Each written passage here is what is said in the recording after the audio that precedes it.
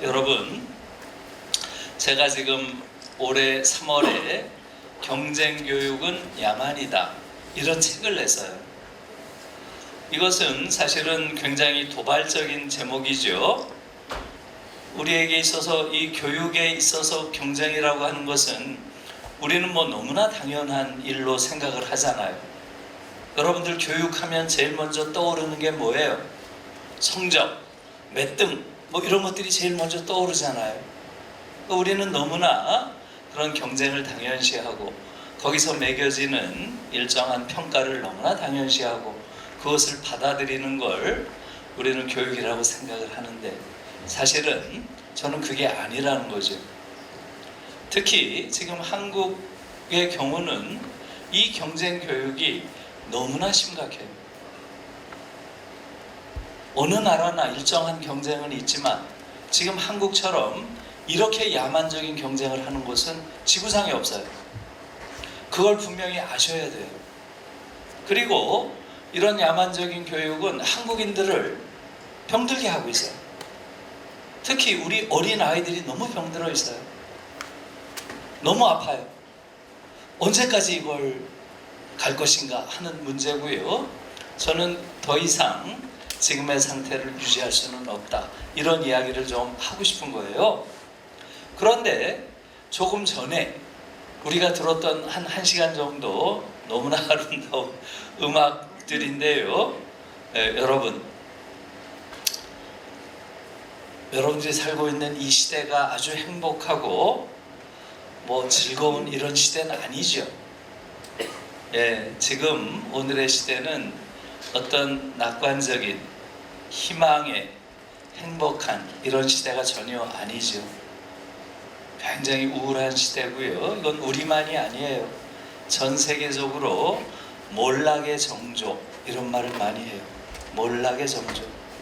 사실 인류가 지금 몰락하고 있죠. 아마도 22세기가 마지막 세기가 될 거예요. 지금 살고 있는 인류가 마지막 인류가 될 거예요. 이런 비관적인 전망이 그 동안에 점점 더 많은 과학자들에 의해서 부정되는 게 아니라 확인되고 있어요. 특히 지금 유럽의 경우는 22세기가 안 오는 것이 아니라 2050 거주불능 지구, 이 책이 재작년에 유럽에선 베스트셀러 중에 하나였어요. 2050 거주불능 지구. 무슨 얘기겠어요? 이제 30년도 안 남았다는 거예요.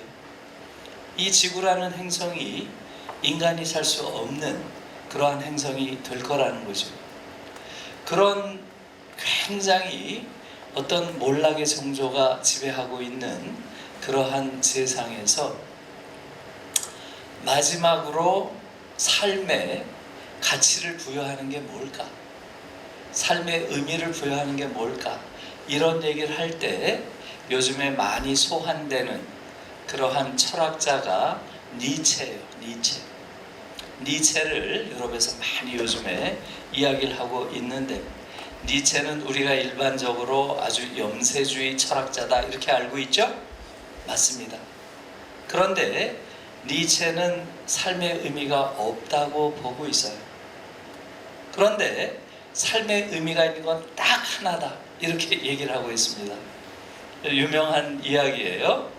이 세계는 오로지 미적 현상으로서만 존재를 정당화할 수 있다. 이랬어요. 이 세계가 존재하는 그러한 의미는 오로지 미적 현상으로서만 있다. 이렇게 얘기를 했어요. 그러니까 사실은 미적 가치를 빼면 이 삶 자체가 존재의 의미가 없다. 이런 얘기죠. 그 정도로 사실은 어찌 보면 지금 이렇게 몰락의 정조가 지배하는 세계에서 오늘 또다시 저는 음악을 들으면서 와, 과연 그렇구나. 예, 이런 아름다운 미적인 세계를 빼버렸을 때 과연 오늘날 의미라는 걸 어디서 찾을까? 저는 아까 듣는 내내 그 생각을 해서요.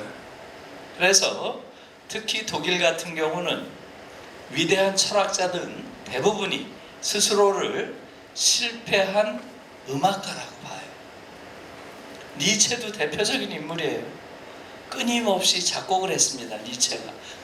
대부분이 잘 몰라요. 니체가 곡도 여러 개 냈어요. 저도 그걸 몇 개 들어봤는데 형편없더라고요. 그러니까 철학자로서는 그렇게 위대했지만 음악가로서는 굉장히 열등감을 가지고 있었어요. 나는 왜 아름다운 음악을 짓지 못할까? 이렇게 많이 생각을 했습니다. 니체만이 아니고 여러분들 아마 테오도르 아도르노라고 하는 20세기 독일의 최고의 철학자를 아는지 모르겠어요. 한국엔 그다지 그렇게 많이 안 알려져서. 이 아도르노도 굉장히 많은 피아노 곡을 썼어요. 그런데 성공하지 못해서요. 그런 걸 보면 독일에서는 사실은 사상가들이 궁극적으로 되고자 했던 것은 예술가, 그 중에서도 음악가였어요. 그래서 오늘 아까 쭉 들으면서 아, 음악이라는 게 정말 위대하구나. 우리를 위로하는 엄청난 힘이 있구나. 이런 걸 좀 느꼈습니다. 자, 이 좋은 분위기를 뭐 깰 수밖에 없어요. 제가 이제부터는 우리가 처해 있는 아주 암울한 현실을 조금 이야기하겠습니다. 제가 몇 분 정도 이야기할 수 있나요? 박 선생님? 아니요. 그건 안 되고요. 지금이 15분이니까 앞으로 한 지금 9시까지 조금 이야기를 해보겠습니다. 여러분, 지금 한국, 우리가 살고 있는 우리의 현실은 사실은 잘못된 교육에 의해서 망가지고 있어요. 저는 이걸 근본적으로 고쳐야 된다 이렇게 생각을 하고요. 또 앞으로 10년 내에 제가 고칠 거예요. 제 나름대로 좀 보관이 있어요. 우리 아이들을 이 끔찍한 경쟁의 지옥에서 해방시키려고 제가 마지막 여생을 좀 바쳐야 되겠다 이렇게 생각을 하고 있습니다. 여러분, 지금 제가 최근에 낸 책을 여기 가지고 계신 분은 안 계시죠? 네, 경제교육은 야만이다. 이 책에 대한 이야기로 조금 시작을 할게요. 이 책의 첫 문장이 이겁니다. 세계 최악의 경쟁교육이 대한민국을 망치고 있다. 우리 아이들을 병들게 하고, 우리 아이들을 불행하게 하고, 우리 사회를 병들게 하고, 우리나라를 망하게 하고 있다. 이렇게 해서요. 이게 무슨 얘기일까요? 여러분, 한번 이렇게 가보세요. 쭉 가보세요. 도표가 있을 텐데, 쭉 더 가보세요. 됐어요. 요걸 한번 여러분 보세요. 요게 KDI, 우리나라에서는 제일 신뢰할 만한 그러한 연구기관이죠. 한국개발연구원이라는 데서 연구조사에서 발표한 거예요. 한국, 중국, 미국, 일본 이 네 나라의 대학생들 1000명한테 물은 겁니다. 여러분들에게 고등학교 시절은 뭐였습니까? 이렇게 물었어요. 결과는 보시는 바와 같습니다. 저는 사실 이걸 보고 좀 놀랐어요. 너무나 의외라고 생각했어요. 저는 이 경쟁교육이 중국이 우리보다 훨씬 심할 것이다 이렇게 생각했어요. 중국이. 여러분들 어떻게 생각했나요? 이걸 보니까 목숨을 건 전쟁터다, 사활을 건 전쟁터다 이렇게 이야기한 비율이 우리 대학생들이 무려 81%예요. 중국과 미국도 경쟁교육으로 악명이 높은 나라죠. 그런데 이걸 보니까 우리의 절반 정도밖에 안 돼요. 40%. 그렇죠? 상징적입니다. 일본이 좀 놀랍죠. 일본이 14%밖에 안 돼요. 일본도 우리 예상과는 좀 다르죠. 일본은 우리와 어찌 보면 지금 정반대예요. 사활일군 전쟁터다가 14%밖에 안 되고요. 함께하는 광장이다. 고등학교 시절이 그게 무려 76%. 우리와 정반대예요. 그래서 제가 이게 믿어지지 않아서 많은 일본 전문가들에게 여쭤봤어요. 난 이게 믿어지지가 않는다. 이게 맞는 거냐 정말. 그랬더니 그분들 이야기가 대부분 다 맞대요. 일본은 경제교육 안 시킨 지 오래됐어요. 유럽 쪽으로 갔습니다. 그렇게 얘기를 해요. 그러니까 어때요 여러분? 더 짜증이 나죠. 우리한테 이런 경제교육을 심어놓은 게 누구예요? 일본인들이죠. 그런데 자기들은 벌써 발빠르게 유럽적 교육으로 넘어갔다는 겁니다. 실제로 지금 우리처럼 이렇게 경제교육이 심한 나라는 없다는 거예요. 그래서 얼마 전에 프랑스의 르몽드지라고 프랑스에선 가장 권위 있는 그러한 신문이죠. 여기서 한국 교육을 집중적으로 취재하고 나서 이런 결론을 냈습니다. 제가 그대로 인용이에요. 르몽드지에 이렇게 실렸어요. 한국의 학생들은 전 세계에서 가장 불행한 아이들이다. 이렇게 썼어요. 왜냐하면 한국의 교육은 가장 경쟁적이고 가장 고통을 주는 교육이기 때문이다. 이렇게 썼어요. 제가 그걸 보고 사실 너무 놀라서요. 이걸 어떻게 알았을까? 그걸 그렇게 아주 단호하게 이야기하기는 어렵잖아요. 특히 외국 신문이. 정말 놀라서요. 그래서 야, 역시 르몽드구나 이렇게 생각을 했습니다. 그러니까 우리는 적당히 경쟁이 심한 나라가 아니에요. 전 세계에서 비교 대상이 없을 정도로 아주 심각하게 경쟁이 심한 그런 나라고요. 그 안에서 사람들이 망가지고 있죠. 여러분, 이걸 한번 보세요. 사실은 이 도표가 한국 사회가 얼마나 병든 사회가 됐는지를 보여주는 중요한 저는 지표라고 봅니다. 여러분, 한국인의 81%가 고등학교 시절을 전쟁터라고 느끼면서 보냈다. 이 말이 뜻하는 건 뭐겠어요? 한국인들 대다수가 전쟁 생존자란 얘기죠. 전쟁터를 이렇게 고등학교 때 경험했다고 하는 것은 우리들 자신이 전쟁 생존자란 얘기죠. 전쟁 생존자에게는 필연적으로 전쟁 트라우마가 따라다닙니다. 그러니까 한국인들은 평생 고등학교 때 앓은 전쟁 트라우마를 내면에 평생 간직하고 살아가고 있어요. 이런 나라가 어디에 있어요? 이것이 지금 어찌 보면 한국이란 사회가 병들어 있는 근원적인 이유입니다.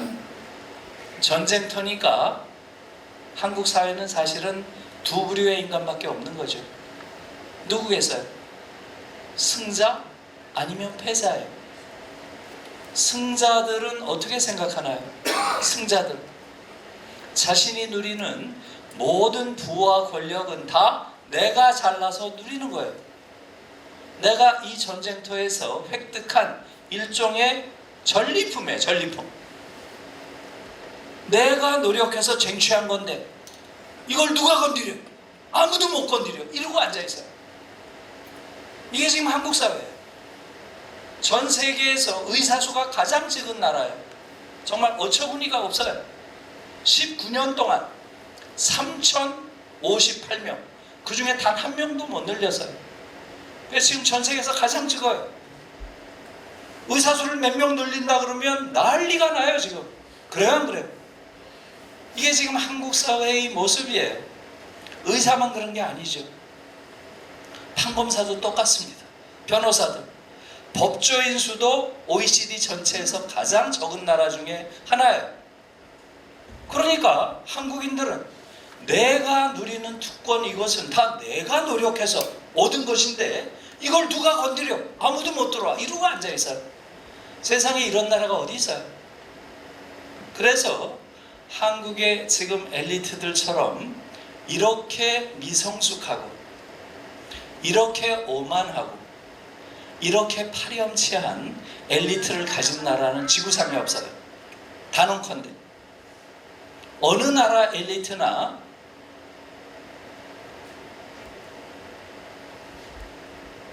부패한 엘리트들은 우리가 볼 수 있어요.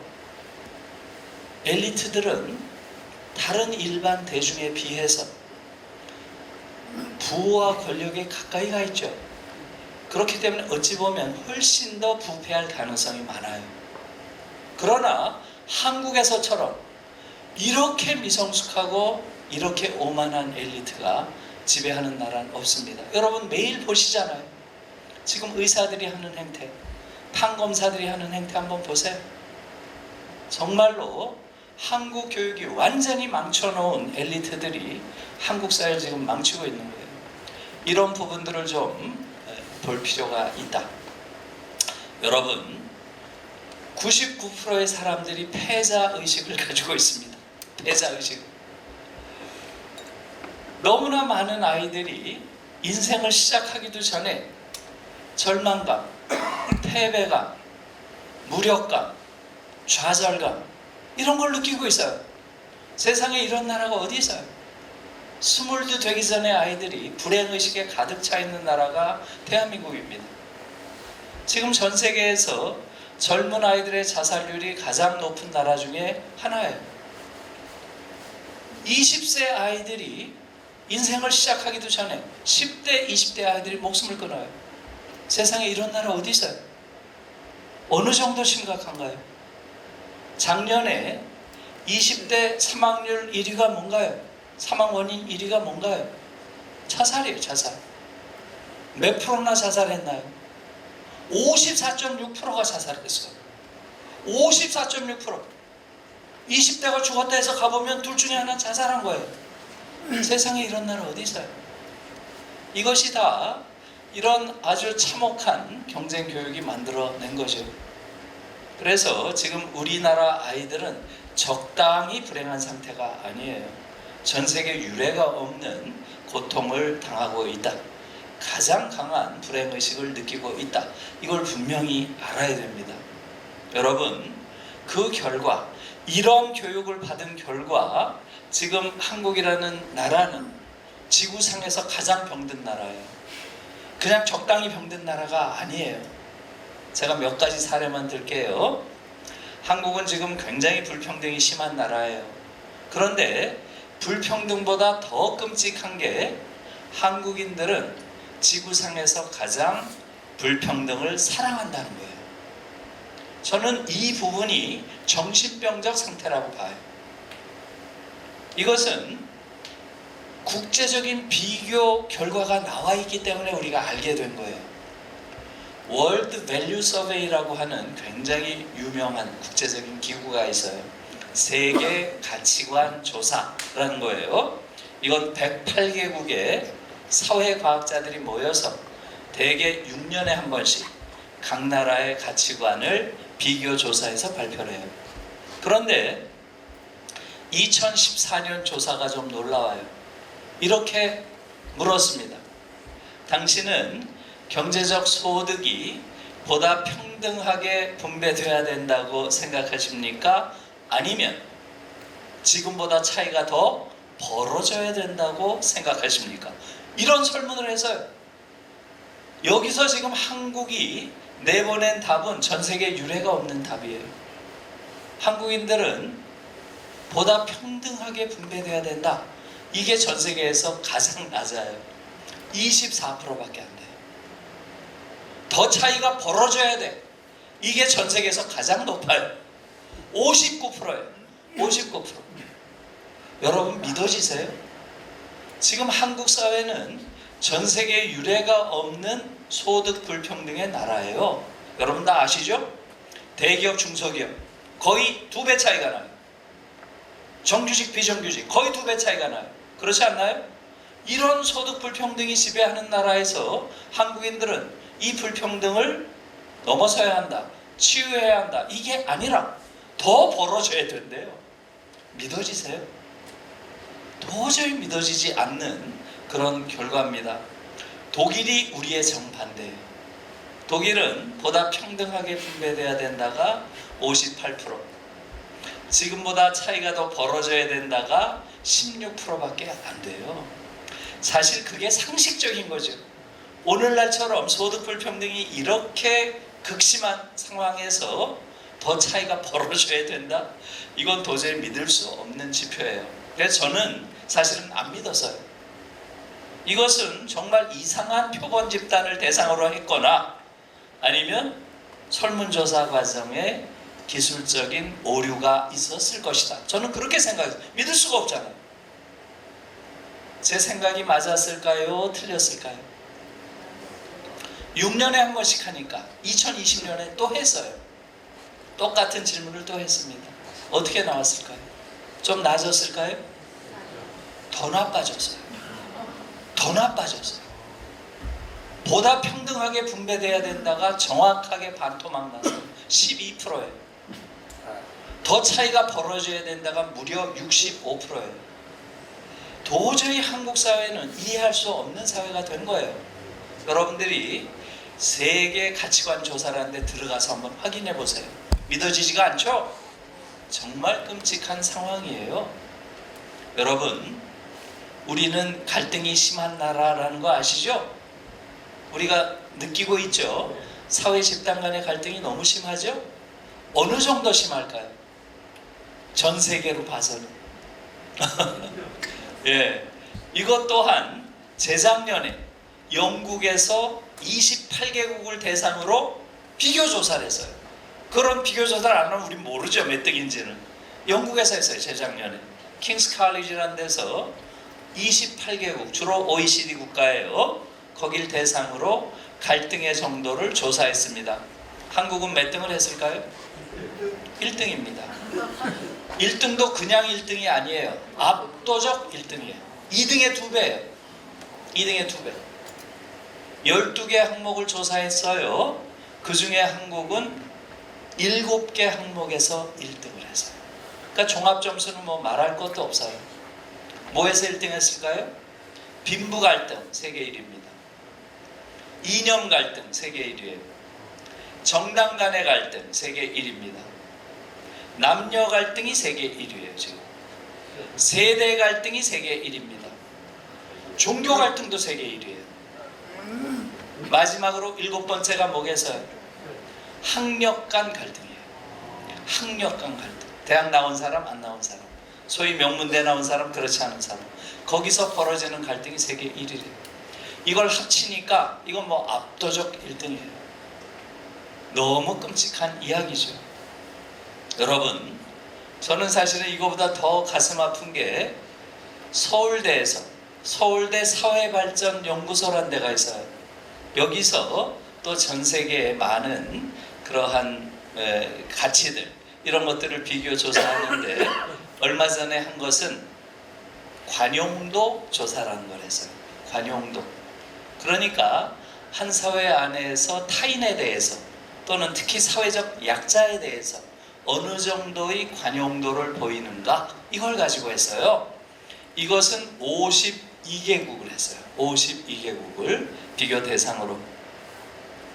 한국이 관용 정도가 52개국 중에서 몇 등을 했을까요? 네, 맞습니다. 52등이에요. 여기서 서울대 그 조사에서는 맨 뒤에 보고서 끝에 이렇게 썼어요. 1인당 국민소득이 3만 불이 넘는 대한민국이 1인당 국민소득이 1,800달러도 되지 않는 르완다보다도 관용도가 낮다는 것은 수치스러운 일이다. 이렇게 썼어요. 그게 결론이에요. 여러분 어떻게 생각하세요? 어떻게 이럴 수가 있죠? 저는 그 조사 항목 중에서 가장 가슴 아팠던 게 이거예요. 만약에 당신 아이가 공부 못하는 아이와 논다고 할 때 당신은 어떻게 이야기하겠습니까? 네가 가서 더 열심히 도와줘라, 이렇게 하시겠습니까? 아니면 이제 그 아이와 절대 놀지 마, 이렇게 하시겠습니까? 이런 문항도 있어요. 한국이 압도적 1위예요. 우리가 어떻게 이렇게 됐나요? 너무 끔찍한 이야기예요. OECD 안에서는 끊임없이 소위 사회 관계망 조사라는 걸 합니다. 그 중에서 가장 중요한 조사가 어려움에 처했을 때 주변에 도움을 청할 사람이 있는가? 이 조사 매년 하는 거예요.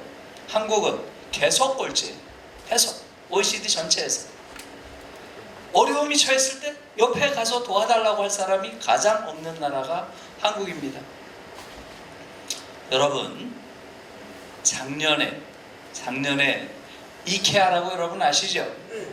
예, 조립가구 만드는 세계적인 기업이죠. 여기서 매년 소비자 의식 조사라는 거래요. 소비자 의식 조사. 제가 그걸 보고 좀 놀라서요. 예, 그 소비자 의식 조사에서 이렇게 물었습니다.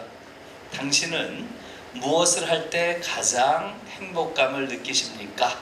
이렇게 물었어요. 한국인들은 뭐 할 때 가장 행복할까요?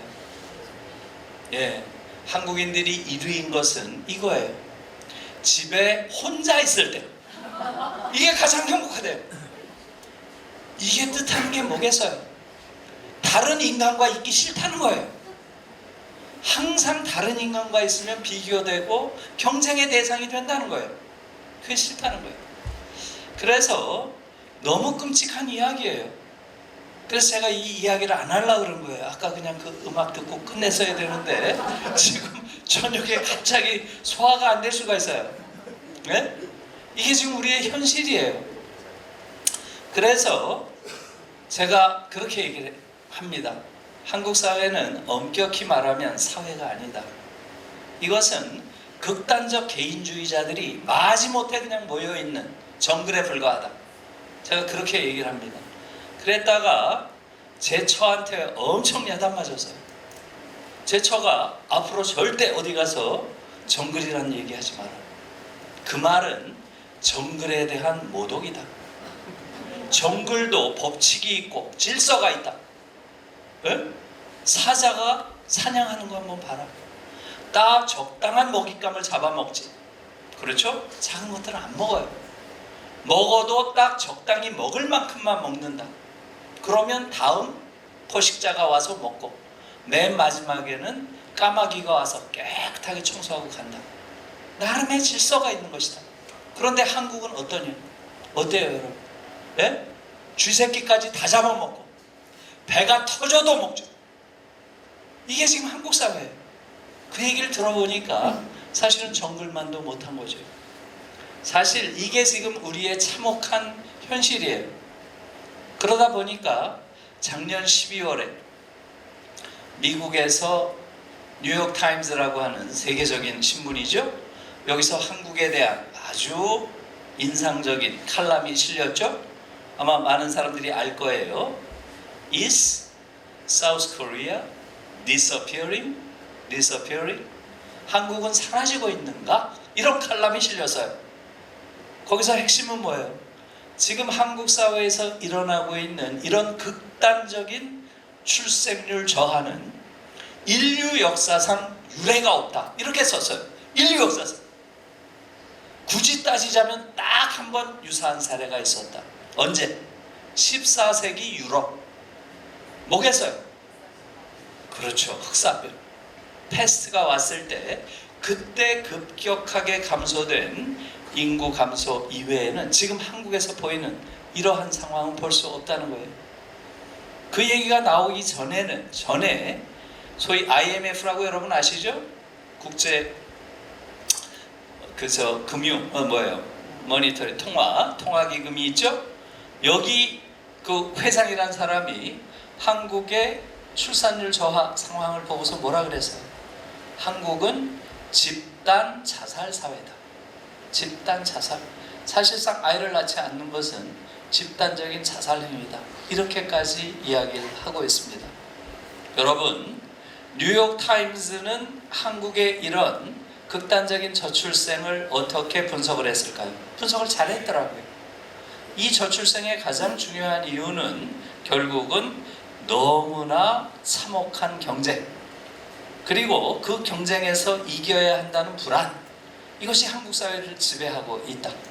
그 중에서도 가장 끔찍한 경쟁은 바로 입시 경쟁이다. 일어나서요. 그러면서 이렇게 결론을 내리고 있습니다. 한국의 참혹한, 이런 표현을 써서요. 참혹한 학업 경쟁 문화가 학부모들을 불안하게 하고 학생들을 비참하게 만들고 있다. miserable이라는 표현을 썼어요. miserable. 학생들을 비참하게 만들고 있다. 우리 아이들이 너무 비참하다는 거예요. 놓여있는 상황이. 그리고 나서 올해 총가요 마크 맨슨이란 미국 작가가 와가지고 한국 사회를 쭉 여행을 했죠. 그리고 아주 빼어난 동영상을 만들었어요. 그 동영상 제목이 뭔가요? I traveled to the most depressed country in the world. 나는 전 세계에서 가장 우울한 나라를 여행했다. 이거예요.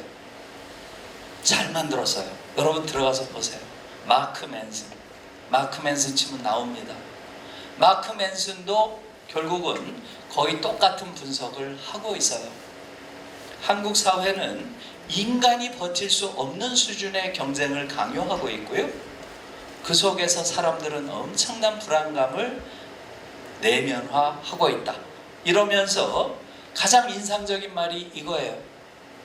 Absolutely cruel educational system.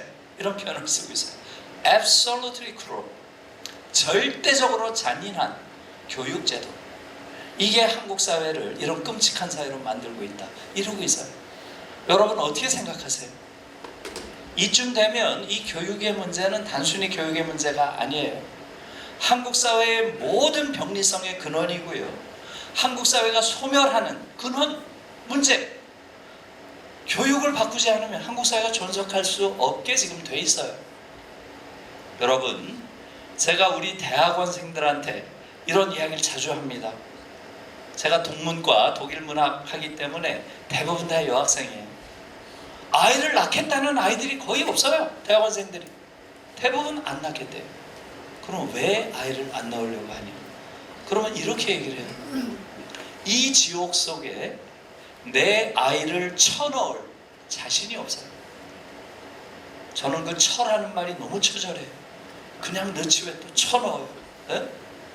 그러니까 또 옆에 있는 아이가 나는 학교 다닐 때 행복했던 기억이 없어요. 그러면 다 끄떡거려요. 그러니까 사실은 이 저출생도 교육 문제와 밀접한 관계가 있다는 걸 저는 알고 있습니다. 여러분, 사실 경쟁 교육이 심각한 문제다. 한국 사회에서. 이걸 우리가 모르는 건 아니죠? 제가 이 이야기를 처음 제기하는 사람은 아닐 거 아니에요. 사실 여러분들도 알고 있죠? 그렇지 않나요? 그런데 왜 다 알고 있는데 이게 극복이 안 될까요? 극복이 안 된 이유는 뭘까요? 윤석열이 때문인가요? 문재인이 때문인가요? 왜 이게 극복이 안 돼요? 누구 때문인가요? 예, 우리 자신 때문이에요. 우리 자신이 이런 끔찍한 지옥을 만든 원천이다, 기원이다, 이렇게 생각을 해야 돼요. 여러분들은 어떻게 생각하나요? 경쟁? 그건 자연스러운 거지. 경쟁 없는 세상이 어디 있어. 경쟁해야 발전이 있지. 그래, 서로 문제가 있다고 치자. 그래도 경쟁은 불가피한 거잖아. 여러분 다 그렇게 생각 안 하나요? 대부분 그렇게 생각하시죠? 그런데 이거 어떻게 벗어나겠어요? 여러분이 그렇게 생각하는데. 그래서 지금 이러한 현상, 다시 말하면 지배적인 관념 체계, 지배적인 생각, 그렇죠? 이것을 학문적으로는 이데올로기라고 그래요. 이데올로기라는 말 많이 쓰죠? 이 이데올로기라는 건 다른 뜻이 아니에요. 지배적인 관념 체계를 이데올로기라고 하는 거예요. 한 사회나 집단에서 지배적인 관념 체계가 이데올로기예요. 여러분들이 오늘 이데올로기라는 개념을 조금 염두에 두고 가시면 좋을 것 같아요. 한국은 경쟁 이데올로기가 완전히 포획하고 있는 사회다. 그런 말을 쓸 수 있는 거죠. 이해하셨죠? 한국인들은 완전히 경쟁 이데올로기에 포획되어 있어요. 한국의 이 경쟁 이데올로기는 전 세계에 유례가 없는 형태로 강력해요. 왜 그럴까요? 경쟁의 결과는 능력주의 이데올로기에 의해서 정당화돼요. 경쟁의 결과는 능력주의라는 게 정당화시켜져요. 경쟁의 과정은 공정 이데올로기가 합리화시켜줘요. rationalizing. 다시 말하면 한국 사회는 경쟁 이데올로기가 능력주의, 공정이라고 하는 또 다른 강력한 이데올로기에 의해서 강화되면서 하나의 트라이앵글, 이 이데올로기의 삼각체제를 구성하고 있어요. 그렇기 때문에 이러한 강력한 삼각 이데올로기 체제가 한국 사회를 완전히 야만 사회로 전락시킨 그 핵심적인 문제라는 게 제가 제기하는 거예요. 야만의 트라이앵글이다. 결국 이것이 한국을 전 세계에서 가장 야만적인 사회로 전락시켰다. 제가 이렇게 이야기를 하는 겁니다. 여러분 어때요? 예, 제가 지금 이야기하는 게 얼마나 황당한지 아시겠죠? 맞아요? 황당해요? 예, 맞습니다. 여러분, 제가 제 책에서도 썼어요. 내가 지금 하는 이 시도가 얼마나 황당한 시도인지 나도 안다. 여러분들이 다 수십 년 동안 신념화하고 있는 바로 그 생각을 내가 과연 깰 수 있을까? 이거예요. 지금 한국인들 대다수가 이걸 신념화하고 있잖아요. 경쟁이 좋은 거예요. 능력주의가 뭐가 문제예요? 공정이 좋은 거지. 다 그렇게 생각하잖아요. 그걸 어떻게 깨겠어요? 그걸 내가 어떻게 깨겠어요? 그래서 깊이 성찰해야 된다는 거예요. 깊이. 그래서 이것은 이 이데올로기는 금방 깰 수 있는 게 아니에요. 긴 이야기가 필요해요. 그래서 이것을 하려면 최소한 3시간은 필요해요. 이것은 안 할 거예요, 지금. 이것을 제가 짧은 시간에 여러분들을 설득시킬 수가 없어요. 여러분, 이렇게만 이해를 하세요. 지금 한국 사회에서 여러분들이 가지고 있는 생각들은 진실이나 진리가 아니에요. 다 이데올로기예요. 이것은 한국 사회를 지배하는 자들이 사실은 우리 머릿속에 새겨 넣어서 내면화시킨 관념체계예요. 그것을 깨지 못하는 한 우린 이걸 벗어나기가 어려운 거예요. 여러분, 능력주의라고 하는 그러한 이데올로기가 사실은 얼마나 끔찍한 건지. 능력주의는 우리는 다 당연하다고 생각하잖아요. 당연한 정도가 아니라 좋은 거라고 생각하잖아요. 능력과 노력에 따라서 한 사회의 부와 권력이 보상받는 체제, 이게 능력주의 아닌가요? 그게 좋은 거잖아요. 그렇죠? 그러니까 능력주의라고 하는 것은 보통 사람들이 다 자연스럽게 받아들일 수 있는 관념체계예요. 그렇죠? 그렇기 때문에 강력한 관념체제인 거죠. 네. 제가 한 10분 정도만 이 능력주의가 왜 심각한 문제인지 얘기할까요? 네, 좋습니다. 이건 조금 설명이 필요해요. 조금 진행해 보실래요? 예, 여기 세워주세요. 여기 세워주세요. 예. 지금 이 책은 한국에서도 굉장히 그 베스트셀러가 됐던 그러한 책이에요. 공정하다는 착각, 이런 책이에요. 공정하다는 착각. 마이클 샌델이라고 하는 하버드 대학의 교수가 쓴 거죠. 이 마이클 샌델은 정의란 무엇인가? What is justice? 이걸로 한국에서도 굉장히 많이 읽힌 그러한 학자예요. 재작년에 이 책이 나왔습니다. 제가 지금 샌델을 들어서 능력주의라는 걸 조금 이야기를 해볼게요. 여러분이 한번 이해해 보세요. 이 책은 아주 좋은 책인데 제목을 너무나 엉터리로 정했어요. 공정하다는 착각. 원래 제목은 저거예요. The Tyranny of Merit입니다. 메리트라고 하는 것은 장점, 그죠? 능력, 이런 의미죠. 타이러니라는 건 타이런트 하면은 폭군이에요. 폭군. 그러니까 타이러니 하면 폭군의 정치, 폭정이 되겠죠. 능력의 폭정이에요. 조금 이해가 바로 안 되죠? 예, 그래서 제가 이 책의 제목을 졌다면 저는 능력주의는 폭군이다 이렇게 졌을 거예요. 그건 쉽죠? 능력주의가 다 때려부신 폭군이다 이런 얘기예요. 그런 의미예요, 이 책이. 그러니까 이 책은 무지무지하게 도발적인 책이에요. 우리는 일반적으로 능력주의 하면 그래, 능력에 따라서 모든 게 분배되면 좋은 거 아니야? 당연히 그렇게 생각하잖아요. 그죠? 그런데 샌델 교수는 왜 능력주의가 미국 사회를 다 때려부신 폭군이라고 했을까요? 이것은 우리가 잘 따져봐야 되겠죠. 여러분, 샌델이 이 책을 쓴 이유는 다른 게 아니에요. 누구 때문일까요? 도널드 트럼프.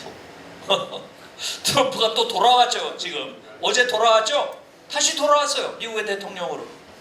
도널드 트럼프가 대통령 됐을 때 쓴 책이에요. 어떻게 미국 사회가 이렇게까지 야만 사회가 될 수 있는가? 그것을 분석한 거예요. 여러분들도 아마 놀랐을 거예요.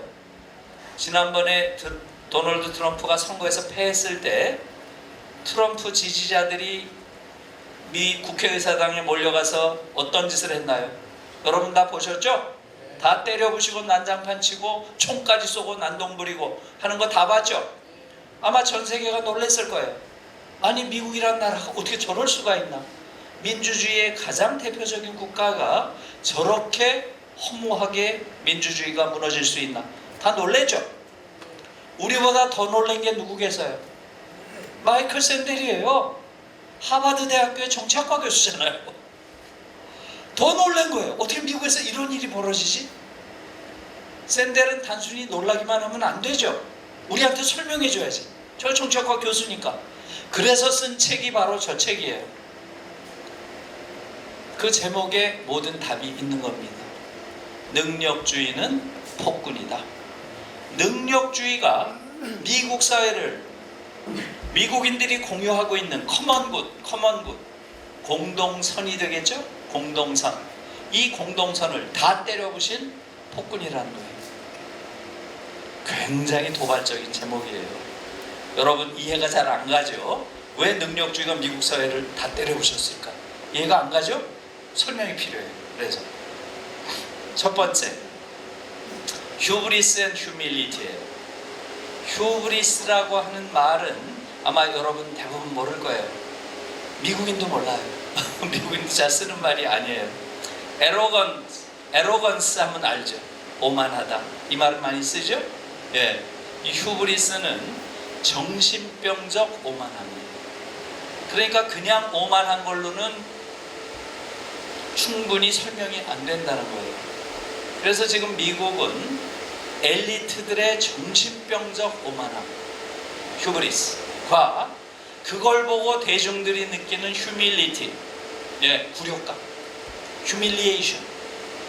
그러니까 능력주의가 미국 사회를 정신병적 오만함에 빠져있는 엘리트들과 그들을 보면서 매일매일 굴욕감을 느끼는 대중들로 완전히 갈라놨다는 거예요. 미국 사회를.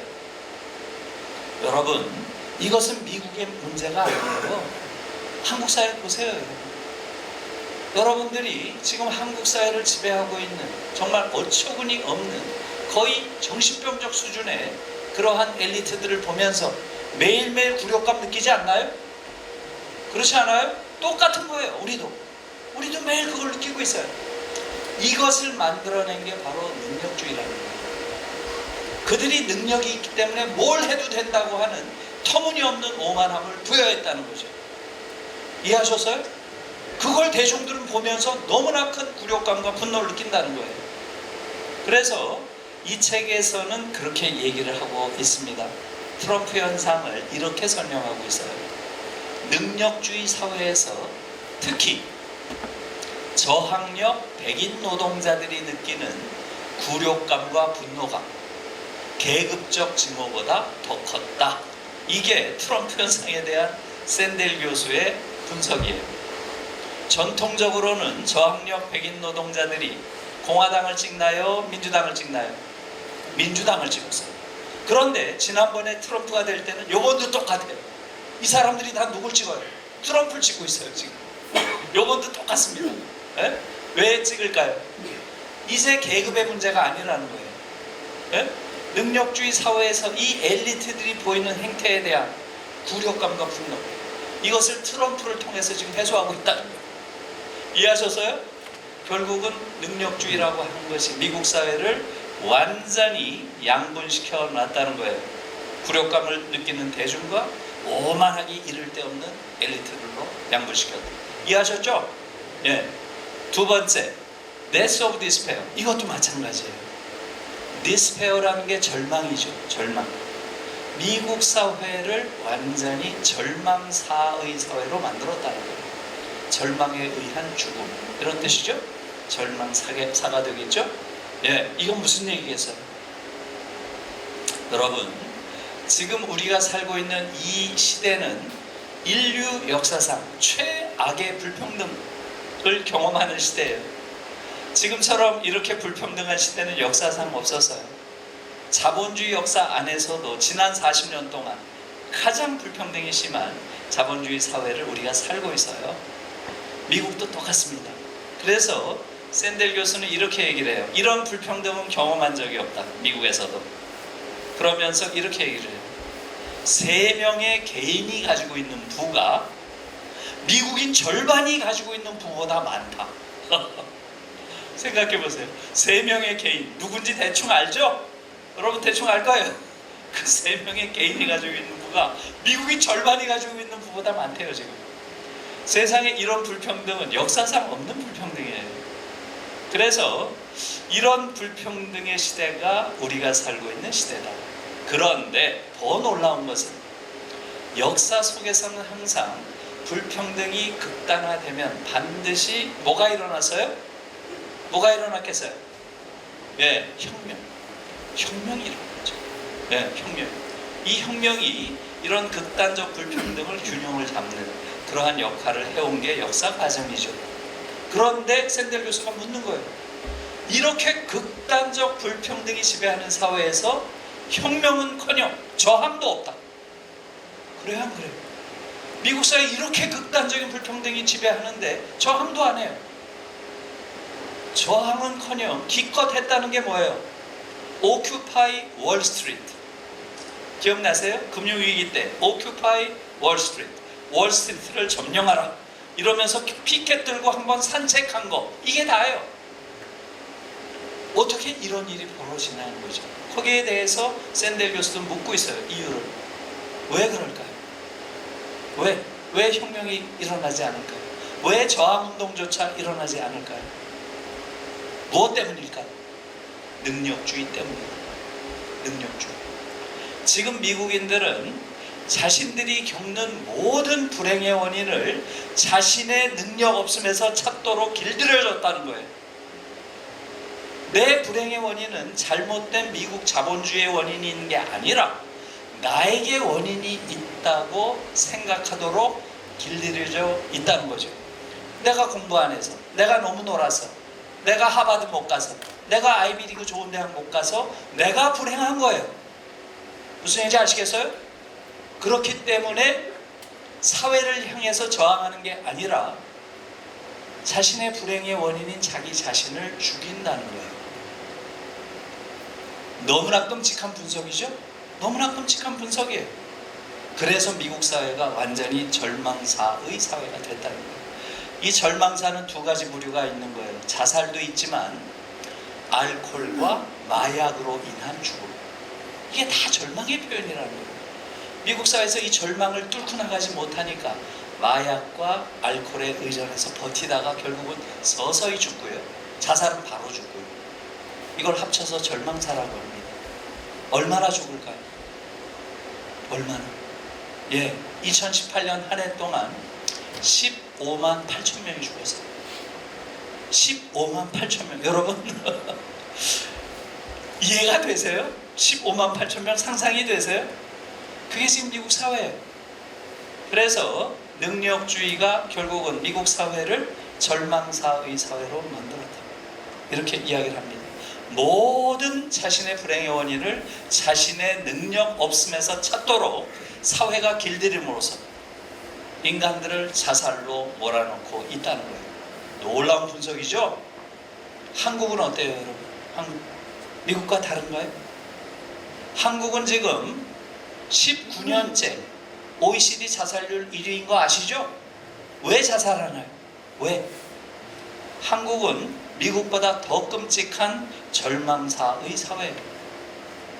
이걸 우리가 잘 인식을 해야 돼요. 인식. 마지막으로 세 번째 한 가지만 더 얘기할게요. Dignity of work. 노동의 존엄이란 뜻이죠. 노동의 존엄. 샌델 교수는 능력주의가 노동의 존엄을 다 때려부셨다. 이렇게 얘기해요. 무슨 얘기일까요? 여러분, 얼마 전까지만 해도 사회적으로 중요한 의미를 갖는 노동들 어떤 거예요? 병든 사람을 돌봐준다거나 치료해준다거나 주변을 깨끗하게 청소해준다거나 또는 물건을 날라준다거나 집을 지어준다거나 이런 노동들은 공동체가 존속하는데 필수적으로 필요한 노동들이죠. 그런 사회적 노동이에요. 이러한 사회적 노동에 대해서는 충분한 보상을 못하더라도 그 노동 자체에 대해서는 인정하고 평가하고 존중했다는 거예요. 그런데 언제부턴가 그런 일들을 인정하고 평가하기보다는 무시하고 경시하고 심지어 경멸하기 시작했다는 거예요. 능력이 없으니까 저 일을 하지. 저는 이 분석을 보면서 약간 소름이 돋았어요. 샌델 교수가 정말 대단하죠. 네? 노동의 존엄을 다 때려부셨다는 거예요. 능력주의가. 그렇지 않나요? 지금 한국 사회 똑같잖아요. 미국보다 더하면 더했죠. 한국 사회. 능력주의의 이름으로 이런 끔찍한 일들이 벌어진다는 거예요. 능력주의는 그 자체로는 능력에 따라서 배분되는 보상체제, 그건 뭐 좋은 거죠. 그러나 능력주의가 하는 사회적 기능은 전혀 다른 거라는 거죠. 첫 번째, 한 사회를 오만하기 이를 데 없는 엘리트와 그들을 보면서 굴욕감을 느끼는 대중들로 완전히 갈라놓고 또 한 사회를 절망사의 사회로 몰아넣고 또 한 사회에서 노동의 존엄을 다 파괴해버렸다. 이제 조금 이해하셨어요? 이게 바로 이데올로기라는 거예요. 그러니까 경쟁도 마찬가지고 공정도 마찬가지예요. 공정은 제가 짧게만 말씀드릴게요. 공정이라는 것은 불공정보다 좋은 거죠? 특권보다 좋은 거죠? 그러나 공정이라고 하는 것은 추구할 가치가 아니에요. 지켜야 할 규범이죠. 당연히 지켜야죠. 공정하지 않은 놈은 나쁜 놈이죠. 공정을 무슨 가치로 추구를 해요? 말도 안 되는 소리들이죠. 이해하셨어요? 잘 생각해 보세요. 한국 사회의 문제는 공정이 아니에요. 정의죠, 정의. 정의로운 사회를 만들어야지 공정이 궁극적인 목적이 아닌 거예요. 여러분 생각해 보세요. 이렇게 기울어진 운동장, 이렇게 불평등한 사회에서 공정한 잣대를 대면 누가 이길까요? 누가 이기겠어요? 이건 무조건 기득권들이 이기는 싸움이에요. 그렇지 않나요? 지금 서울대 누가 들어가요? 쉽게 말하면 지금 서울대 누가 들어가요? 전부 강남 애들이 들어가죠. 그게 지금 급격하게 학력이 계급화하고 있어요. 무슨 얘기인지 아시겠어요? 이게 공정의 이름으로 한 사회가 완전히 불평등한 사회로 가는 거예요.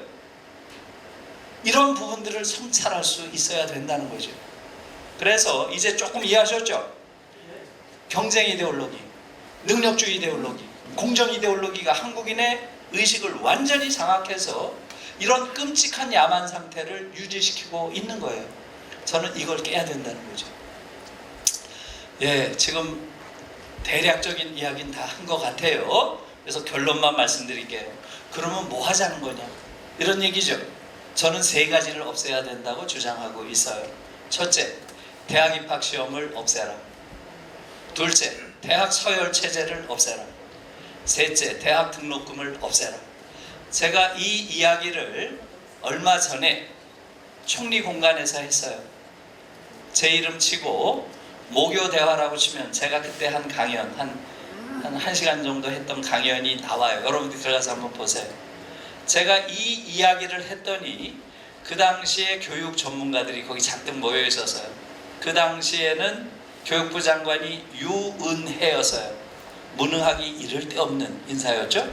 아무것도 한 게 없잖아요. 제가 좀 세게 비판을 많이 했어요. 당시에 제가 이 세 가지를 없애면 된다 이렇게 강연을 했더니 분위기가 어땠을 것 같아요? 아주 안 좋았습니다. 여러분 한번 들어가서 보세요. 에? 누가 저런 놈을 불렀나 그런 분위기였어요. 그래서 제가 그랬습니다. 여러분, 저는 몽상가도 아니고 이상주의자도 아닙니다. 제가 지금 말한 이 세 가지는 유럽에서는 이상이 아니라 일상입니다. 일상. 매일매일 이미 이루어져 있는 거예요. 유럽에서 대학 입학시험 보는 나라가 어디 있어요? 없어요. 다 고등학교 졸업시험만 봅니다. 여기에 90% 이상이 붙어요. 그러면 원하는 대학, 원하는 학과를 원하는 때에 갈 수 있어요. 정말 놀라운 거죠. 대학에서 공부하고자 하는 아이들은 다 개방해 놓은 거예요. 누구든지 할 수 있게. 그게 오늘날 유럽을 이렇게 아주 선진국가로 만든 중요한 요인이에요. 두 번째, 유럽에서 인류대학이 어디 있어요? 인류대학 제재가 어디 있어요? 다 평준화되어 있죠. 유럽에 지금 미국처럼 이렇게 대학이 서열화되어 있는 나라 없어요. 전부 평준화되어 있습니다. 세 번째, 유럽에서 대학 다니는데 돈 내는 나라가 어디 있어요? 돈 내고 대학 다니는 나라가 어디 있어요? 고등교육까지 다 시민의 당연한 권리인데 권리를 돈 내고 행사해요? 있을 수 없는 얘기예요. 이건 미국에서나 내는 거죠. 한국은 완전히 지금 미국식이죠. 그런데 미국에서조차도 지금 샌델 교수가 나와 똑같은 얘기를 하기 시작했어요. 조금 전에 말한 그 책에서 능력주의는 폭군이다, 그 책 있죠? 결국은 그런 능력주의가 미국을 야만 사회로 만들었기 때문에 미국 교육을 완전히 바꿔야 된다. 어떻게? 제가 주장한 것과 똑같은 얘기를 하고 있어요. 제가 놀라서요. 예, 대학 입학시험 없애야 된다. 그걸 지금 샌델이 미국에서 주장하고 있어요. 또 대학 서열 체제 없애야 된다. 샌델은 저보다 더 세게 말해요. 대학 입학시험을 자격시험 정도만 보고 여기 붙은 아이들은 큰 차이 없다. 큰 차이 없어요. 아이들 무슨 대단한 차이 있는 거 아닙니다. 거기 붙은 아이들은 차이가 없으니 어떻게 하자는 거예요? 샌델은 추첨으로 대학을 다 배정하자 이렇게 주장을 해요. 저보다 더 세죠. 그래서 서열체제 없애야 된다는 거예요. 그래야만 능력주의 이데올로기가 미국 사회를 병들게 하지 않는다는 거예요. 그리고 지금 미국에서는 이번 바이든 예산에 대학 무상교육 예산이 이미 편성됐어요. 그래서 지금 제가 주장한 것이 제가 한 5, 6년 전에 주장할 때만 해도 사람들이 와 저건 말도 안 되는 너무 이상적인 것이 아니냐 이랬는데 전혀 그런 게 아니에요. 그래서 저는 이 세 가지를 반드시 이룰 겁니다. 이 세 개. 예. 그래서 지금 우리 아이들을 이 살인적인 경쟁에서 해방시킬 거예요. 우리 아이들이 행복한 아동기, 유년기, 청소년기를 가져야 이 아이들이 성인이 돼서도 행복한 성인이 되는 거예요. 그리고 행복한 유년기를 가진 아이들만이 나중에 성인이 돼서도 다른 사람의 행복을 위해서 일하는 그러한 성숙한 인간이 되는 거예요. 네. 그래서 그러면 구체적으로 어떻게 할 것인가 제가 3분만 얘기할게요. 첫째, 여러분들도 같이 참여해야 돼요. 운동을 해야 돼요. 운동. 그래서 저는 100만 명이 광장에서 교육 촛불을 드는 날 교육혁명은 승리한다 이렇게 생각해요. 여러분들이 부산에서 우리가 이제 들자 했을 때 부산역 광장이든 어디든 모여서 교육 촛불 들어야 돼요. 우리 아이들을 살려내야 돼요. 우리 아이들을 존엄한 존재로 기를 수 있어야 돼요. 첫째는 운동이에요. 학생, 교사, 학부모 전부 손잡고 광장에서 교육 촛불을 들어야 됩니다. 우리 아이들도 존엄한 인간이다. 그 아이들도 행복할 권리가 있다. 이걸 함께 광장에서 외쳐야 됩니다. 첫 번째, 운동이에요. 두 번째, 교사들. 여기 선생님들 계신지 모르겠어요. 교사들이 각성해야 돼요. 교사들이 여의도에 들어가야 됩니다. 지금 OECD 38개국 중에서 교사들의 정치적 시민권을 완전히 박탈하고 있는 나라는 대한민국밖에 없어요. 이제는 교사들이 당연한 정치적 시민권을 회복해야 돼요. OECD 평균 교사들의 의회 진출 비율은 약 11%입니다. 11%. 어느 나라나 11% 정도의 교사들이 국회의원으로 의회에 진출해 있어요. 독일은 15%가 넘어요. 독일은 교사들이 모든 직업군 중에서 가장 의원을 많이 배출한 직업군 2위예요. 2위. 법률가가 1위, 교사가 2위입니다. 그래서 독일 의회가 굉장히 좋은 의회가 된 거예요. 교사들이 의회 진출하는 게 그 사회의 의회의 정치적 수준을 높입니다. 우리가 그걸 알아야 돼요. 그래서 이것이 굉장히 중요하고요. 세 번째는 뭐겠어요? 앞으로 3년 후 혹은 8년 후 교육 대통령을 뽑아야 돼요. 그게 어찌 보면 가장 현실적인 일이에요. 내가 한국 교육을 근본적으로 바꾸겠다, 이런 주장을 하는 자를 대통령으로 뽑아야 돼요. 저는 한 3년 전부터 젊은 정치인들 중에서 그럴 만한 그러한 인물이 있을까 계속 물색했어요. 하나 찾았을까요? 못 찾았을까요? 찾았어요. 찾아서 제가 지난 학기에 함부르크 대학에 연구학기로 가 있었습니다. 그때 독일에 오라 그래서요. 그래서 지금 독일에서 6개월 동안 굉장히 많은 공부를 하고 지난주에 귀국했습니다. 네. 여러분들이 누군지 한번 잘 생각해 보세요. 40대 중반의 젊은 정치인이에요. 네. 이름은 얘기 안 할게요. 네. 여러분들이 금방 찾을 수 있어요. 찾아보면 금방 알 수 있습니다. 뭐라고 하셨어요? 예?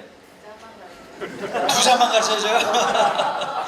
예, 찾아보세요.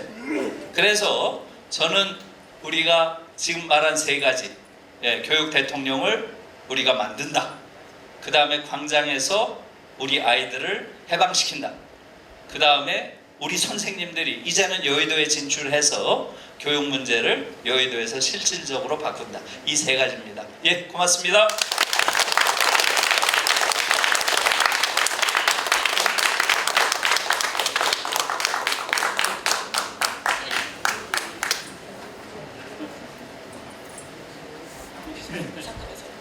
같이. 예, 여러분 너무 아름답다고 해야 되나요? 대한민국을 아름답게 만들어주신 우리 김누리 교수님께 다시 한번 박수 한번 부탁드리겠습니다. 제가 덧붙이면은요, 얼마 전에 고독사에 관한 연구를 제가 하게 되었어요. 예, 그래서 누구한테 해라고 했는데 청년하고 하고 싶은데 노령층을 대상으로 하라고 했어요. 이제 지시가 내려서 했는데 제가 교수님 덕분에 제가 한 가지 답을 얻었습니다. 왜 그분들이 노인들이 고독사를 하는지를 어려서부터 이미 경쟁사회에서 야만인으로 컸어요. 예, 그런 분들이기 때문에 어쩔 수 없는 선택이 혼자서 돌아가시는 거예요. 그래서 우리도 고독사를 안 하려면은요, 선생님의 공부를 제가 열심히 들었기 때문에 열심히 경쟁을 없앨 수는 없지만은 그것조차도 우리가 감수하면서 바꾸는 그런 계기가 됐으면 좋겠습니다. 더 많은 분이 이런 강연을 들었으면 좋겠지만은 여기 있는 분들은 선택된 분들입니다. 그래서 촛불 들 때 같이 해주셨으면 감사하겠습니다. 이상입니다.